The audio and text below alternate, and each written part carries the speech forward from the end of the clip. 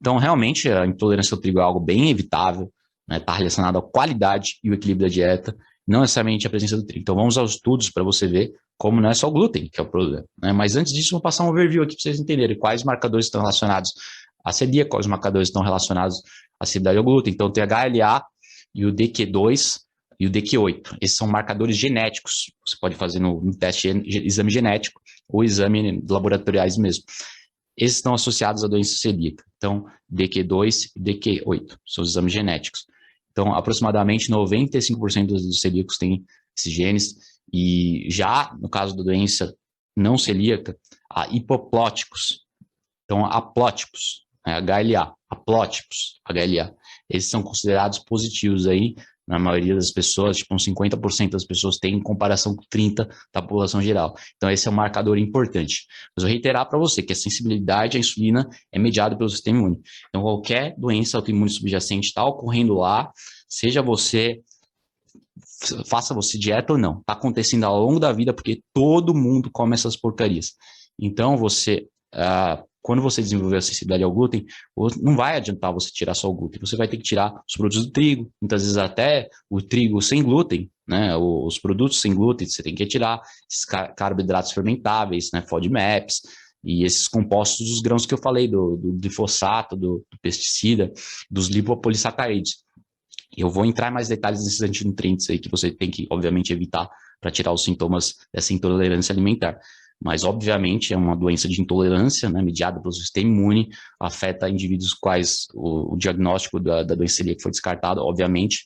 Então, você conhece os sintomas gastrointestinais, abdominais, aí tem a questão de dor, distensão abdominal, síndrome do intestino irritado, questão da depressão, constipação, né? Esse intestino irritado inclui tudo isso, né? Um pouco de diarreia, um pouco é uma mistura de diarreia com constipação, com prisão de ventre.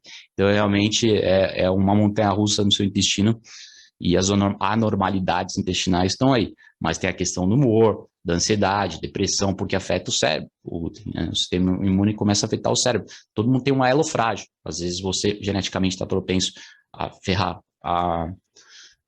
juntas, ou você está propenso a forrar os neurônios, ou você está propenso a ferrar o coração, ou você está propenso a ferrar a bainha de mielina do cérebro, no caso da esclerose múltipla. Então, os sintomas intestinais são vários, né? Porque o intestino é nosso segundo cérebro. Muita gente chama o intestino de segundo cérebro. A conexão cérebro-intestino, conexão cérebro-coração é extremamente importante. Então, conexão cérebro-coração são os hormônios, estresse, noradrenalina, norepinefrina, cortisol. Conexão cérebro-intestino, tá?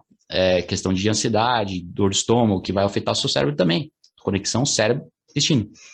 Eixo hipotalâmico pituitário adrenal também, os adrenais, os hormônios como os hormônios do estresse, enfim. Mas as dores nas articulações estão aí. Tem também outras doenças imune, que é uma lista imensa, né? Tem eczema, lúpus, daí sintomas como erupção cutânea e, enfim, manchas e alergias, tudo ocorre após, se é o caso de alergia, vai ocorrer na hora, praticamente horas, ou mesmo um dia depois, e a sensibilidade pode acontecer alguns dias depois. Às vezes você não consegue relacionar o que você comeu com os sintomas, às vezes acontece vários dias depois. Muita gente tem lúpus, né, tem eczema, comeu um queijo, aí depois de 3 dias desencadeou, tá certo? Então, nem sempre é possível estabelecer relação, mas os danos intestinais são muito preponderantes. Daí também tem a presença aí dos enterócitos e a translocação dos componentes microbianos, como eu falei, a bactéria que entra no intestino por causa do aumento desse espaçamento intestinal.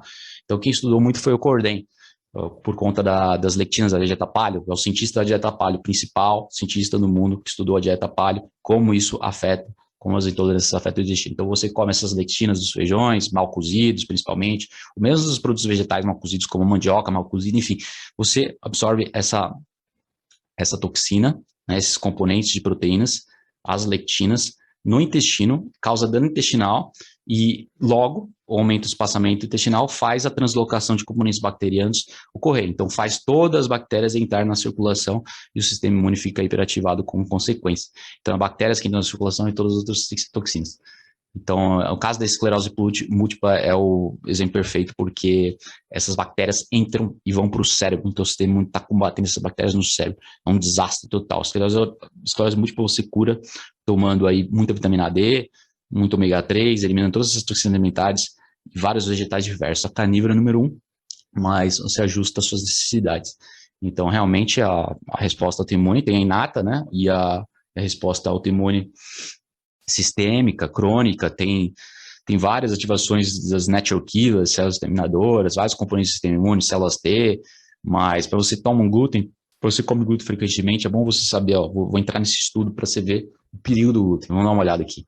Então, entrando aqui no estudo, o nome do estudo se chama Danos às células intestinais e ativação imune sistêmica em indivíduos que relataram sensibilidade ao trigo na ausência de doença celíaca. Então, vamos lá, na ausência de doença celíaca, é sensibilidade ao trigo. O objetivo foi: o glúten de trigo e proteínas relacionadas podem desencadear uma enteropatia autoimune, ou seja, problemas intestinais autoimunes, conhecida como doença celíaca em pessoas com suscetibilidade genética. No entanto, agora o caso da sensibilidade ao glúten. Alguns indivíduos apresentam uma série de sintomas em resposta à ingestão de trigo, sem a evidência sorológica ou histológica caracterizada da doença celíaca. A etiologia e o mecanismo desses sintomas são desconhecidos e nenhum biomarcador foi identificado. Nosso objetivo foi determinar se a sensibilidade ao trigo na ausência de doença celíaca está associada à ativação imunológica sistêmica, que pode estar ligada a uma enteropatia, ou seja, doença do intestino, problemas intestinais. Os participantes do estudo incluíram indivíduos que relataram sintomas em resposta à ingestão de trigo e nos quais a doença celíaca e a alergia ao trigo foram descartadas. Então, foi descartada a alergia ao trigo e a doença celíaca. Pacientes com doença celíaca e controles saudáveis. Então, foram 3 grupos: grupo do celíaco, grupo dos saudáveis sem nada e grupo da sensibilidade ao glúten. Daí, os soros foram analisados para marcadores de dano celular, intestinal e resposta imune sistêmica aos componentes microbianos. Resultados do estudo: indivíduos com sensibilidade ao trigo tiveram níveis séricos significantemente aumentados de CD14 solúvel e proteína de ligação lipopolissacarídeos, bem como reatividade de anticorpo LPS, bacteriano e flagelina. Então, como eu falei, lipopolissacarídeos, esses componentes dos grãos do trigo, foram ativados nesses indivíduos com sensibilidade ao glúten. Como eu falei, não é só o glúten o problema, gente.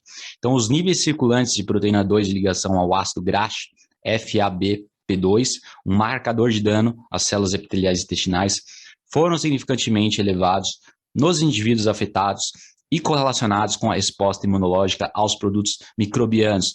Como eu falei, resposta imunológica aos produtos microbianos, a translocação bacteriana. Então, a resposta no sangue e no intestino a essas bactérias, danos intestinais decorrentes desses produtos do trigo.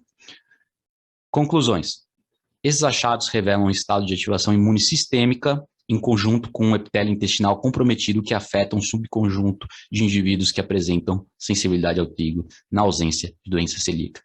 Então, realmente, o intestino foi muito comprometido, gente. Vamos voltar aqui. O intestino foi comprometido, danos intestinais ocorreram decorrência do consumo de produtos de trigo.